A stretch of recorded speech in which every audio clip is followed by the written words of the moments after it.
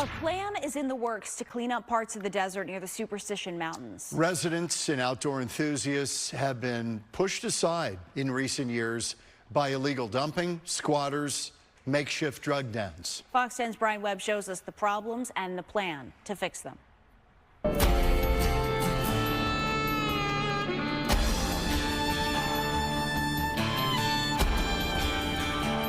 The superstitions are stunning. Badlands that harken back to the Wild West. Just ask these cowgirls who come here to ride, like trotting back in time. I love this mountain. Like everybody else, I call it my mountain. I love the area, and I take a lot of pride in this area. But there's also a dirty little secret hiding in plain sight. Trash, pile after pile. From old tires, Christmas trees, and coffee machines to video games, prescription bottles, and more. Usually surrounding a fleet of abandoned RVs, some fit for a horror film. There are homeless people, but there's also people that are doing drugs that they can hide in there and do their drugs and not get caught, I guess. People lived here for about a year, and this is some of the goodness that they left. Eric Gall is a kind of Jeep-riding Lone Ranger out here, picking up trash, keeping an eye on what he calls squatters, and alerting any agency that'll listen.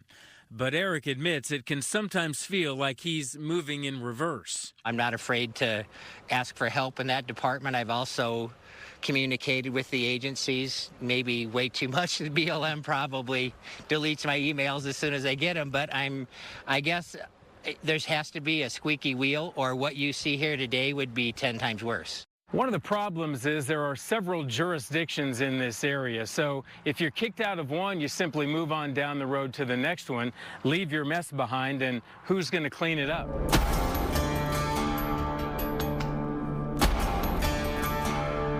There are plenty of proper campers still coming here, like Jan Murphy.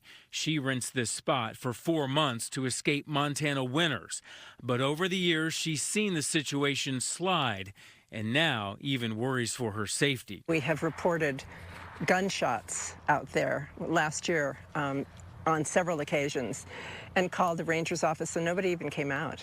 I call them rangers here or not, but it's just an unsettling feeling, like you just want to make sure your doors are locked at night and all of that. Wanted to make sure that we provided some wraparound services for the individuals living out there before we took any action. We sat down with Leon Thomas of the Bureau of Land Management, which oversees 1,100 acres in the area.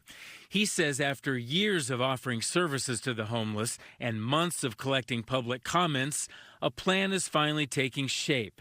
Creating a recreation area complete with amenities, mostly for biking, hiking, and horseback riding, surrounded by some fencing and plenty of signs and enforcement only if necessary. And we just want to have people understand what the new use is and what the rules of the area are now. And then, you know, hopefully we won't ever have to get into any enforcement.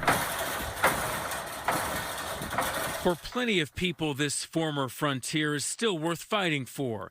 The desert, the mountains, the sky, and the feeling that comes with it. These agencies have to begin to meet us halfway. You know, like I said, we've cleaned up the same area half a dozen times, and it just keeps happening over and over and over. Enforcement, and I know that's difficult, and I don't even know if that's possible, but that's the only way it's going to take to break that cycle. It's a tight community. Everyone knows each other, and they care about each other. And I wanted to go back to that. I want people to love to come out here, and not everybody loves to come out here.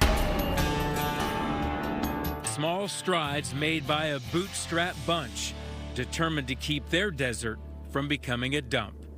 Brian Webb, Fox 10 News. The Bureau of Land Management hopes to start work on its new recreation area in the next 4 to 6 months. They say they will continue to offer services to the homeless whenever possible.